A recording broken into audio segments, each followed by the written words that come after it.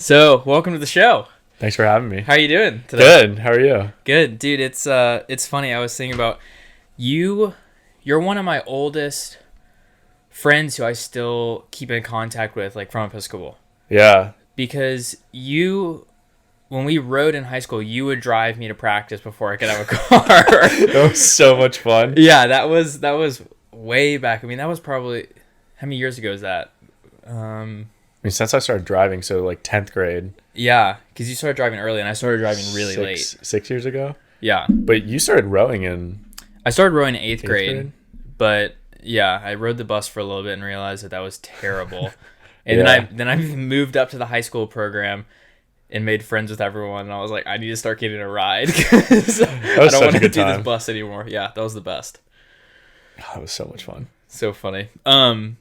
But congratulations to you because you're graduating undergrad. Yeah, thank you. I mean, we talked about weird. Yeah, we talked about it a little yesterday, and it's just kind of like step one of many steps for what you want to do. Literally. Which, speaking of, what is it exactly you want to do? Like, what's the end goal? Go into surgery. I used to think like heart surgery. Yeah. And still kind of like that might be the plan, but you know, I might find something else that I like. I might find something like non-surgical that I like.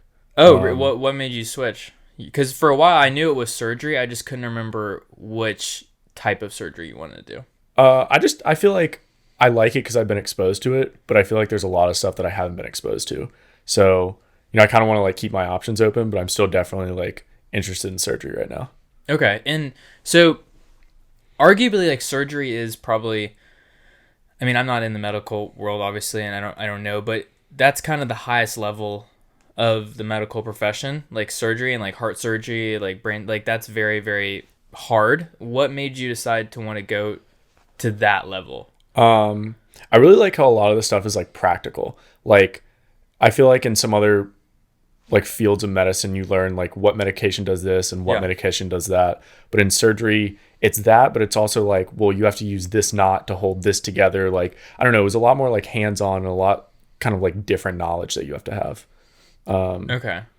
It was just really cool watching it. Like I can't really describe like what it felt like to like watch it, but I saw the heart surgeon like doing his thing and I was like, I want to do that. So you like the physical aspect of it, like actually being in there and like doing it versus just like noticing something and prescribing something, right? Which is a big difference, and like they're equally as important, obviously, in the world, but they're just different parts.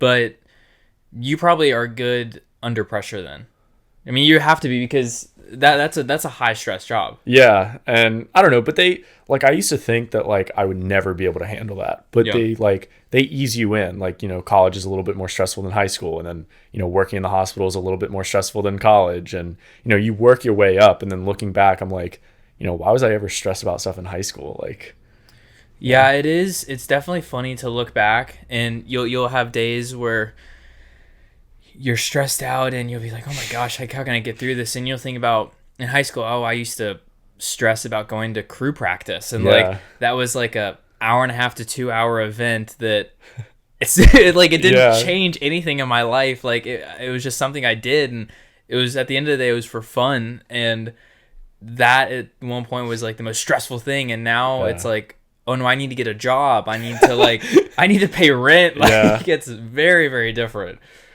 Yeah, it's funny looking back on that.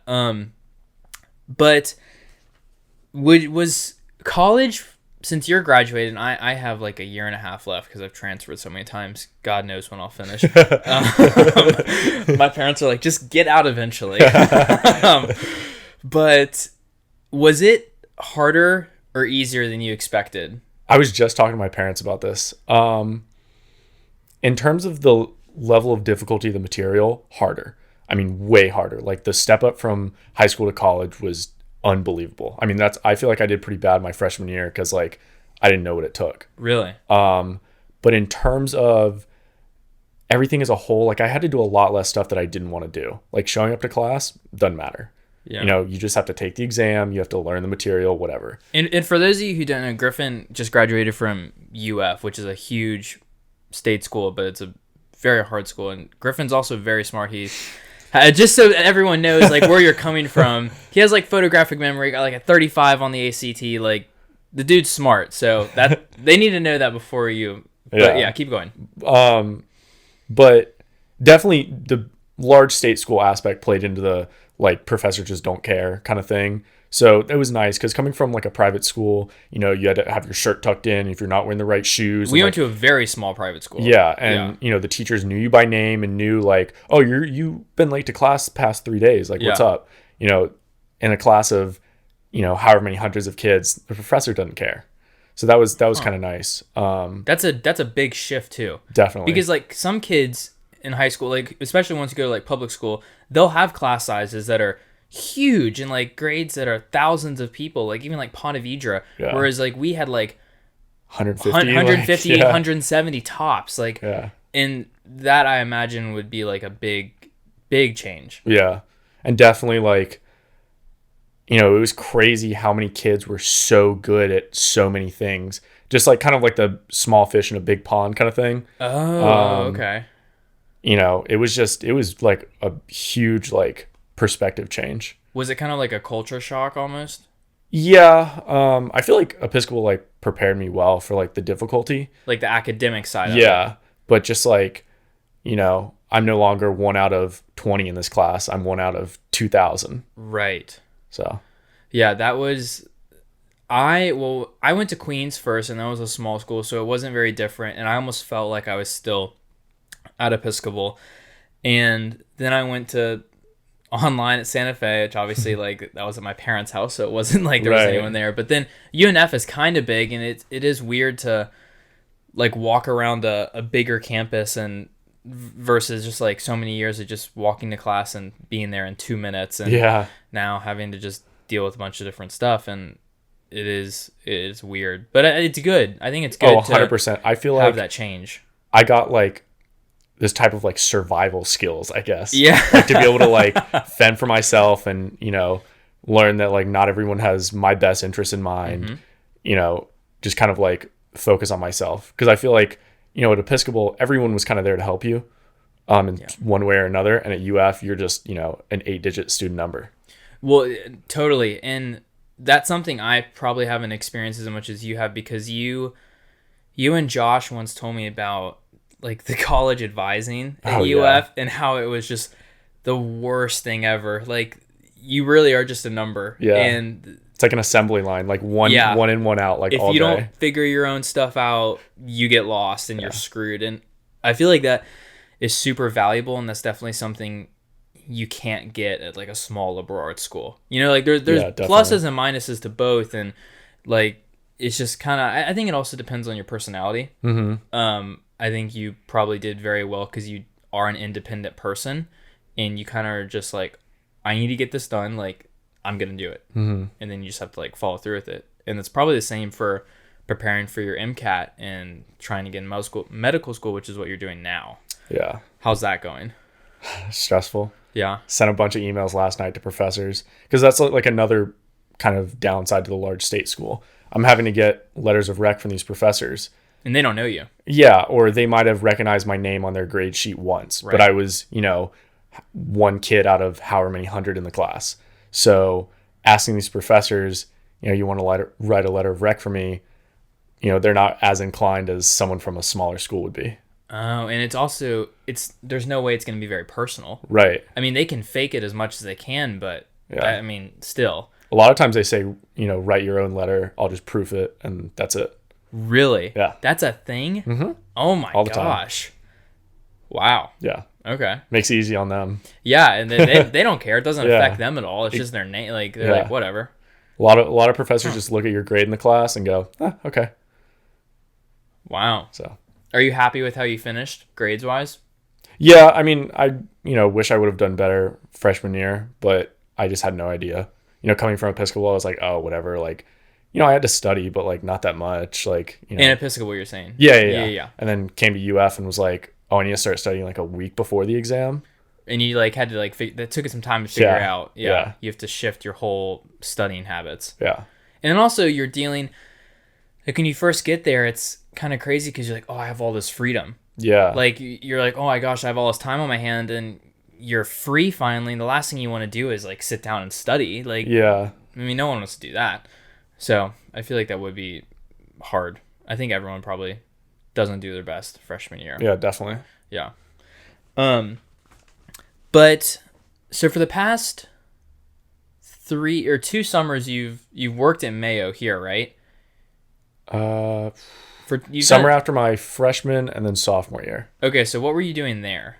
I was just doing research. So you're interning, basically? Yeah, and so that was really cool. And I got to like shadow a bunch of different doctors, and that's what kind of like got me into surgery.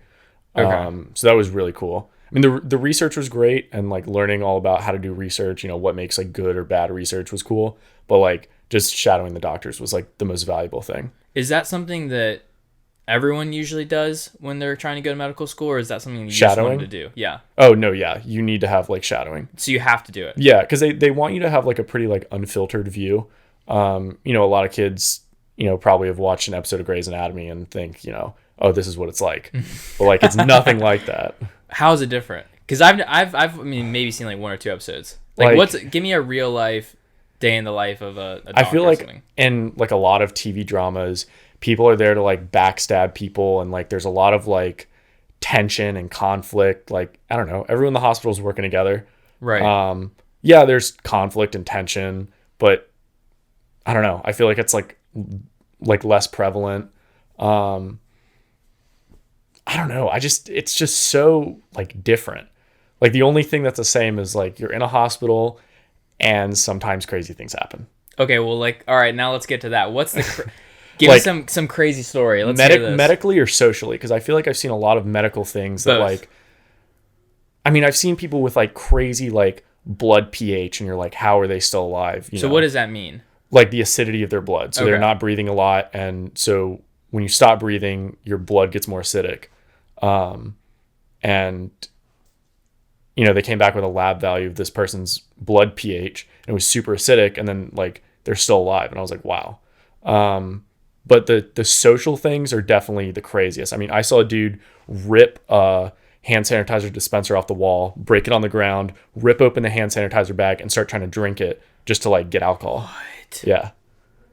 Was this at Mayo or Shands? Shands. Okay, because right now you're a scribe at Shands, which is a very different hospital than Mayo. Right. For those who don't know, Mayo is like probably one of the best hospitals in the country, right? Well, it's also like the difference between a private and a public hospital. And it's also the difference between a trauma center and not a trauma center, I guess. Because the Mayo Shands is a trauma center? Yeah. So the Mayo ER is like very, very small compared to the one at Shands. Oh. Just because of Shands being at a university, it being a trauma center, serving all of like Gainesville and that kind of like upper central Florida area. So you definitely see some different things. Well, so what was more valuable to you, do you think, interning or doing research at Mayo or scribing at Shands? I don't know. That's hard to say because they're opposite ends of the spectrum. Yeah. Because like, doing research, I didn't really talk to patients that much. Going into surgery, I usually walk in, the patient already be asleep. So it was a lot more technical and a lot more medically focused, but I feel like a lot of the like sociological issues, you see a lot more of that at Shands. And I don't know. It's tough. It's tough to say. Yeah. Is it harder being a scribe? I would think it would be harder just because you would almost think it would be more stressful. So now that I've been doing it for a while, it's kind of nice because I can just go into work and like not mindlessly do my job, but I know what I'm doing. Right. Research, I feel like it was kind of something new every day. I don't know. It's tough because then there are some days scribing that are like way harder than any day of research could ever be, just because of the workflow and the doctors want stuff to get done. I don't know. They're just so different. Yeah, but you got published for during the research. Yeah. So what was that like? That was really cool. And the doctor I worked with helped me out a lot. He was like such a good mentor. Was like, super down to earth, super good teacher. But it was weird. Like I went in not really knowing anything and walked out like knowing a lot about the research that I did specifically, which was kind of interesting because like a lot of like really specific knowledge. That's another thing that's different. I feel like Shands is a lot more general knowledge. Okay. And then the Mayo was more like heart transplant, like super, super, super specific. Okay. That like you would never ever talk about outside of the realm of like heart transplant. Oh, interesting. Whereas like Shands, like you could have anything happen and Right. you could be scribing for any type of scenario. Right. Yeah. Versus the Mayo thing, you were specifically working heart Yeah. type of work. Yeah. And like at Shands, it was weird because people that come into the ER, I feel like, are different than patients that you're seeing for like a heart transplant evaluation. The necessity of them being there is a little different. You know, they've had to go to a couple of different doctors to get told, oh, maybe you need a heart transplant. Whereas, you know, people coming to the ER are just like, you're probably, you know, with one of the first doctors they see. They're just like probably in a lot of pain and like need Right. something immediately. Yeah. It hasn't been like a long process to get there. They Right. have like been shot or like Yeah. been cut and like now they're in the ER. Yeah. Do you see a lot of that stuff? In the ER at the Shands in Jacksonville, it was a lot more shootings and stabbings and things of that nature. But the demographic and the kind of like area served for the Shands in Gainesville, a lot of it is like falling off ladders, car crashes, Wow. accidents with like Gainesville, heavy a lot machinery. Of car crashes? Yeah, there's also the interstates right there. So, Right. So then they go to that one. So then okay. yeah, and we also get a lot of people like flown in by helicopter. So that's pretty cool. I've always wanted to go on one of those helicopters. Dude, helicopters are the best. They are the coolest things in the world. Yeah. Like they are just so wild. Yeah. Just lift off, go. Like, Crazy. It's amazing. They just land like right on the roof. Anywhere. They're so cool. They're like, if you can fly a helicopter, like give me a call. Like Yeah, I'll get literally. you on here. Like that would be epic. That's who we need next. Yeah. But has working in both of those, since you've gathered a lot of knowledge in like very specific things, but also very general aspects of it, has it kind of changed your outlook on how you see things in life?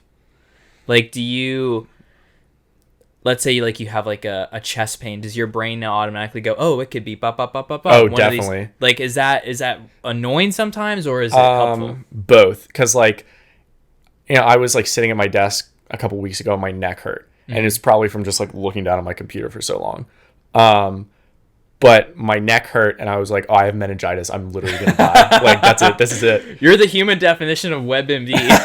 No, not even close. But it's just like, you know, that's always one of the things that the doctors talk about. You know, Yeah. neck pain could be meningitis. I mean, that's one of a list of a million things it could be. Okay. But yeah, like get some chest pain. And I'm like, okay, what kind of chest pain is it? Well, it's kind of like sharp. It's kind of like changes with position. I don't think it's like a heart attack, or hope that it's not. That's so funny because that's like ignorance is bliss, you know? Mm-hmm. If I have chest pain, it's like, oh, I have chest pain. Yeah. It's like, all right, Yeah. I'm just going to see how long I have to deal with this. But for you, it's stuff starts popping up and that's probably a weird thing that like doctors have to like deal with. Yeah. And a lot of it too is like, sometimes I'll be able to like qualify what I'm feeling. Like, oh, maybe it's sharp chest pain that changes with position. It doesn't change when I like exert myself. It's not associated with anything else. I know that it's probably not a heart attack, but I feel like the doctors are much better at like qualifying what exactly it is. Cause I'm just like, my job there is to just record like exactly what they ask. Right. So sometimes it's good. Sometimes it's not. I have all this information. I like don't know what to do with it. Yeah. Well, I'm sure it'll be helpful for the Mcat and medical school Yeah. and like all of that. Like you can apply it all. Mm-hmm. But it is weird to be walking around with that like textbook of information.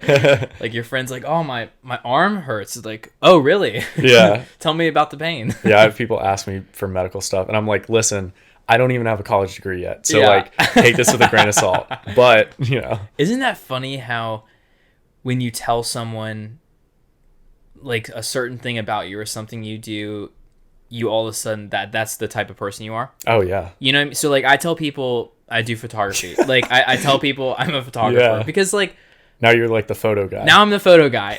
And sometimes it's great, and sometimes it's annoying because they'll be like they're taking a family picture with like an iPhone or something, right? They're like, oh, give it to Wilson. He's the photographer. It's like my skills as a photographer aren't really going to change in this setting with this iPhone. Like, I may know how to work the camera better than my grandma, but like I'm not really going to make that big of a difference. Yeah. Like it's not like I have lights set up and I'm not going to bring in equipment.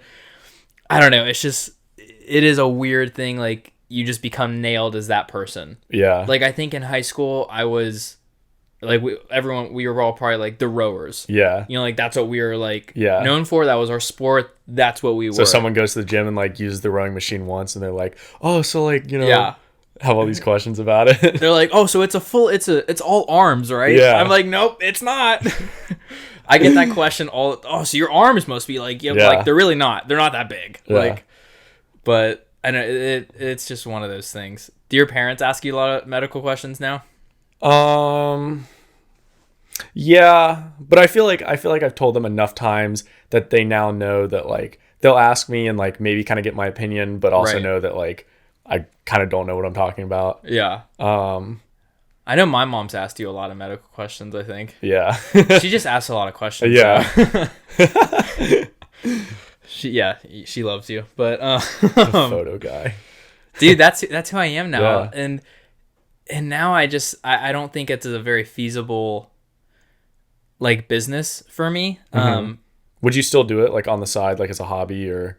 Yeah, just because it is fun and I enjoy it, but it's such a, like, the type of work I would do and would be able to do, it's so random and unplanned. It's really hard to schedule, like, life around it. Right. And then all of a sudden for something to pop up and then be like, oh, I have to drop everything and go. Mm-hmm. It's kind of hard, and I definitely think I'm more of a person who likes structure, and I don't love it when it's just, like, random stuff and I don't know when the next, like, job or something is going to happen. Right. And especially now because, like, trying to pay rent and doing all of these things, like, it is, you kind of need to know when, like, your next definitely. Like, paycheck is coming in.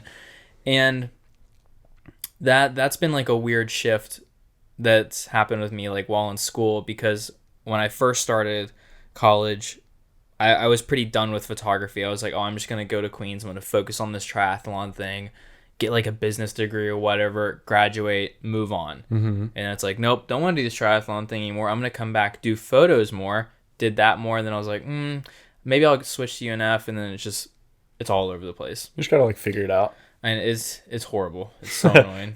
Like, everyone's always, like, asking me, so when you graduate? And I'm like, I don't know. Yeah. I am not sure. And I am not sure what the job likelihood is either, but I don't know. You'll find something. Yeah, it all works out.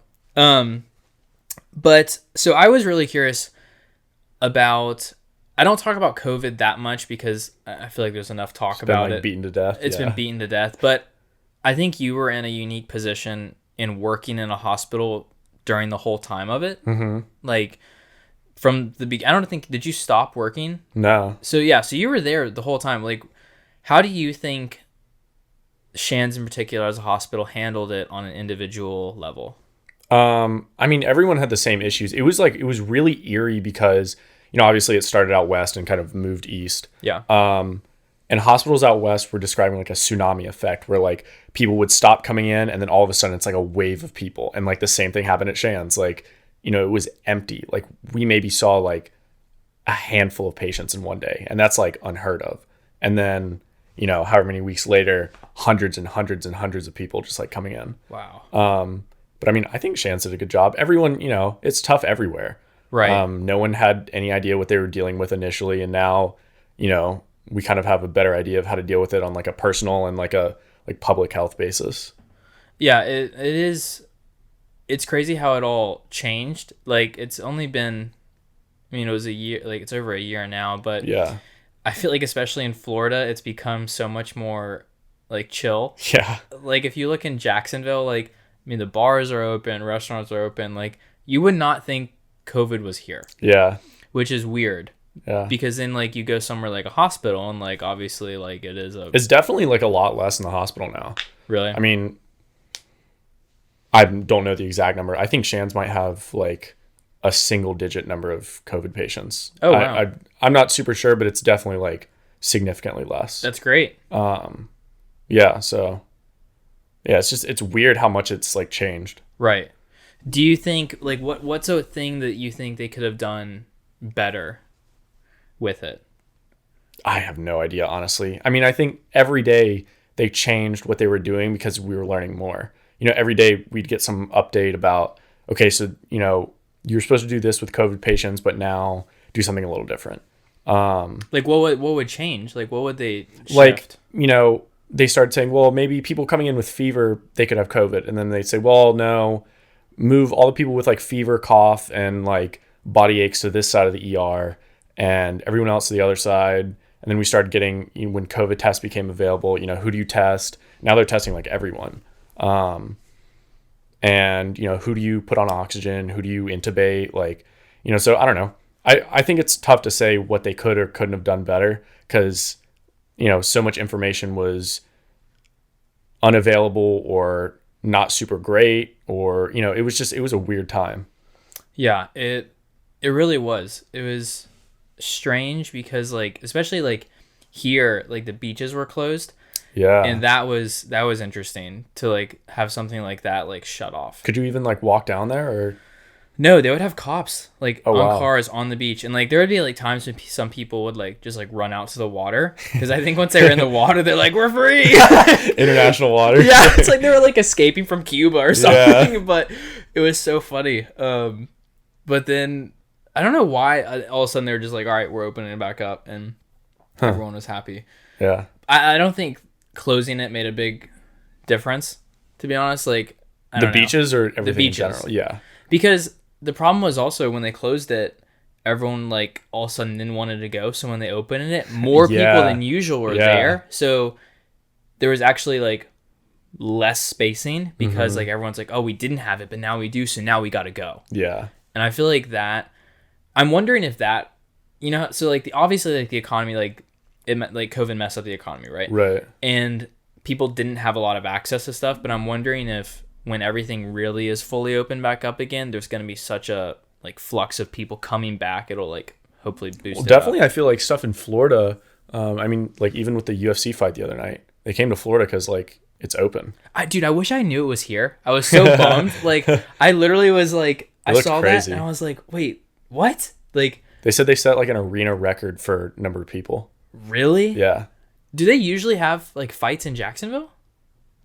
I think they might like once a year or something. Really? Yeah. I wish I would have known or like watched or something because I like don't really know if I want to start doing like mixed martial arts, but I think it is so interesting. Yeah. I think it is so impressive. Yeah. Khabib, I'm going to butcher his name, Nurmagomedov. I don't, probably because he did butcher. So cool.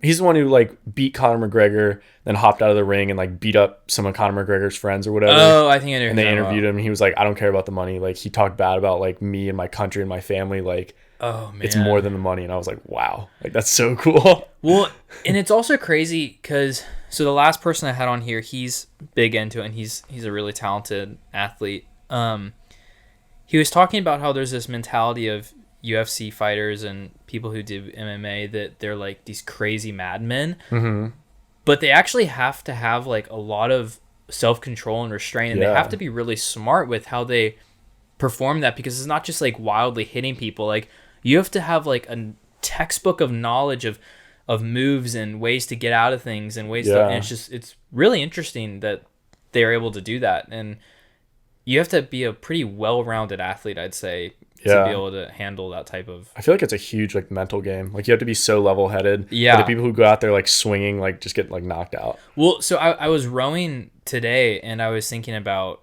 I like thought of like a saying for some reason. I was like, oh, mind like a monk, body like a soldier, or like body like a warrior or something like that. And I was like, man, that's... Did you just make that up? Or yeah, I just made it up. I literally was like, oh my God, that's genius. And that's literally kind of like what those MMA fighters are. Like they have to be like calm and collected, and then they have to like be able to like attack. Yeah. And that's pretty like a cool thing to do because there's not a lot of sports I feel like where you have to combine the two. You know, if you like look at football, like they're just like they're bred to just like beat other people, like run through Right. people, and then like you look at like something like running, they're not like attacking, they're just Right. like being endurance athletes, and it's interesting that it's a really big combination. Yeah, and I think also like it being one-on-one is like a huge thing. Right, because you're in there by yourself. Yeah. Like you're literally in a cage. Like Yeah. that takes it back to like barbarian time. You know, it's like Yeah. gladiators. It's crazy. Yeah, that stuff is so cool to watch. Yeah, it is fun to watch. I don't know. Maybe one day I'll get into it. Maybe that'll be another one of my phases. Who knows? That'd be a cool phase. It's expensive though. Like Really? going to like martial arts gyms. Yeah, it's like the price of like a CrossFit gym. Wow. Yeah. I saw a CrossFit gym. I think it might have been in Gainesville, but it was like an old gas station. They had gutted What? it, turned it into a gym, and then like like the covering that covers like the gas pumps. Yeah. They had turned that whole area into like an outdoor workout area. It That's was so cool. sick. It was so cool. Dude, the funny thing about CrossFit gyms is they're literally in like sheds. Yeah. Like they can just be anywhere. Like doesn't matter the structure, like something like that. It's just like throw some ergs in there, throw some squat Yeah. racks, some rings, and it's a CrossFit That was gym. like the whole like selling point of CrossFit, right? Like it was like the like fitness revolution. Like Yeah. we're breaking away from like traditional gyms. Well, because they don't really need a traditional gym space. Right. They don't even need 4 walls. Yeah. You know, it's just like it doesn't matter. Yeah. It's an interesting community. Yeah. We've made a lot of jokes about it over the years. Yeah. Scoliosis for time. Yeah. But I can't deny that they're very talented athletes. Yeah. I mean what they like do at the CrossFit Games, especially like It's crazy. it's crazy. Like one day event might have to be like a marathon row, Yeah. which is a long time to row, and then the next day it could be like a max power clean or snatch or Yeah. something. You gotta have it all. It's yeah. I think where people go wrong is like they see that and think that like, them throwing around weight in their backyard is gonna like get them to the CrossFit Games, and they think they can do like the same things as those Yeah. people. But that took like years to get there, and Right. it's like Like it's Matt very Frazier dangerous. was on like the Olympic weightlifting team. Yeah, He's I mean, like built for that. He was one of the best Olympic weightlifters like in the world. Like Yeah. that doesn't just like happen. Yeah. Like, and then he also broke his back. Really? Did you really? Yeah, he broke his back twice. Like one day in training, and then like I think the next time like a few days later or something, he messed it up again like in competition or something, That's crazy. and he's talked about this, but I may be butchering the story, but the coach was like, see what you can do, like put some weight up still, and like Yeah. he basically was just like he heard something pop again and was like, all right, I'm done, like there's no, Yeah. and then he just took a long break, and then he just like discovered CrossFit as a way to like make extra money doing CrossFit competitions in like the Northeast as a college kid. Wow. Yeah.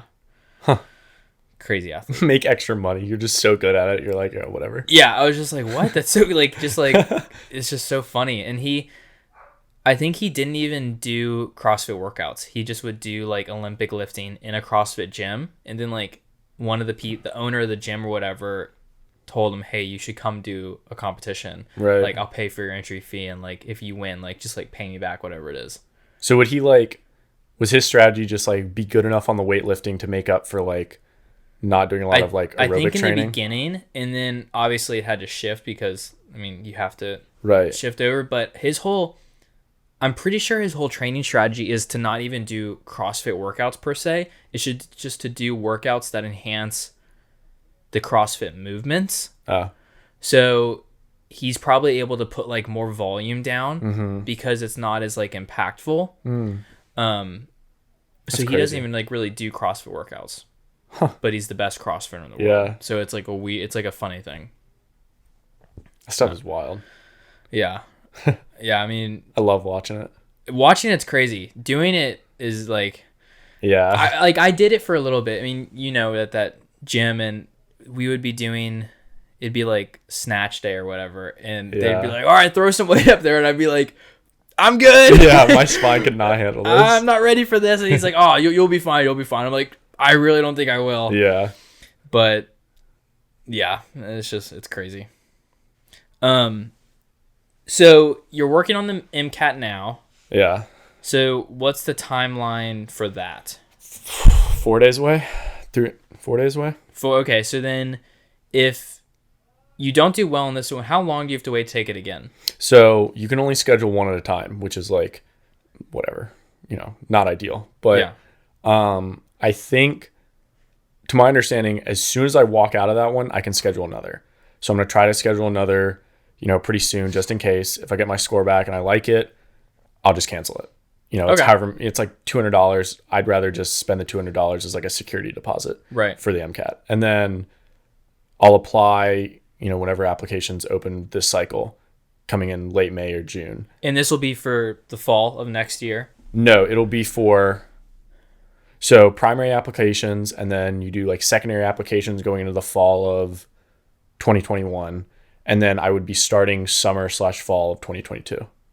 So it's like a whole like year-long process. Oh, I didn't know that. It's like primaries and secondaries and interviews, and I think there's like a couple more things like scattered in there. And so is the thought that you just like work in between the two? Yeah. Okay. Some people do it during school, which is kind of rough, but a lot of it lies over the summer, so that's kind of good. But I just didn't want to have to like deal with that with school. Okay, so you'll probably either like get like a medical job or like continue scribing at Shands until then? Yeah. Okay. Dang, that's crazy, dude. Stressful. If I had told you 5 years ago we'd be sitting here podcasting about you taking the MCAT and that'd be crazy. Going to medical school, man. Probably didn't even know what the MCAT was 5 years ago. I probably should have started preparing 5 years ago. Oh my gosh. Oh. Yeah, I would not want to ever do that. I can't imagine. It is impressive though. It's weird though. It's a weird test. A lot of it's like, there's content on there like, do you remember this or that? But like a lot of it is like you read the passage and you have to infer and like draw conclusions. They give you all this data or like these graphs and they say, okay, what does this mean? And the answer choices are, well, this did this and this didn't do this, and So it's a lot of it is like thinking. It's really weird. How does it compare like to like an ACT or SAT? I feel like ACT and SAT were more skills based, and it was different because a lot of that was like math and reading. So like the reading was like comprehension, whereas the reading on the MCAT is more inference and drawing conclusions and like rhetorical analysis. And it's sort of similar to the ACT science though, where they give you a passage, they give you questions, and you answer questions on the data or like the experimental design. So I don't know. It's definitely weird though. I had no idea what to expect when I like took my first one. Yeah. And then I like realized why people say like, oh, like it's a weird test. Interesting. It's definitely like like test how you think. And it's like a 7-hour test, right? Yeah. Oh man. Do you get to like break for lunch? Yeah. So you do 59 questions of chemistry and physics, 10-minute break, and then reading 53 questions, 30-minute break. Bio and biochem, 59 questions, 10-minute break, and then psychology and sociology, and then you're done. You gotta have some endurance. Yeah. See, it just helps to like do a lot of them. Yeah, like a lot of practice tests. Yeah. Yeah. Which it's kind of rough because it like takes up your entire day. And yeah, it's gone. You spend 7 hours and you get like a 3-digit number. And you're like, okay, great. That's like, hilarious. Didn't get any more work done. Like just kind of like sat there like frustrated for 7 hours. Dude, that's like the Olympian rowers. They train all year for a 4.5-minute race. Yeah. It's like, that's so funny. Only to lose to some like German dude. Some dude named Franz or something. Yeah. Gosh, that's a 3-digit number. That's funny. Yeah. Oh man. It's crazy. Yeah. Do you have a list of schools that you want to? Definitely everywhere in Florida. Okay. And then based on my MCAT, hopefully I get it back by the time like I'm kind of applying, so I can kind of like narrow down my list of schools. But I mean, I don't know. I just want to go to a medical school. Yeah. Like a medical school in the United States is pretty comparable to any other medical school. I mean, obviously like, the Ivy Leagues are going to give you like a better name, like a better pedigree, but is it all the same at the end? Yeah, basically. Really? The Ivy Leagues, now that the step 1 of the USMLE, like the medical licensing exam, is pass fail, it's harder for residency programs to like stratify applicants based on their scores. So more of your residency application is based on where'd you go to medical school. And, that's not great, but they have to stratify you somehow.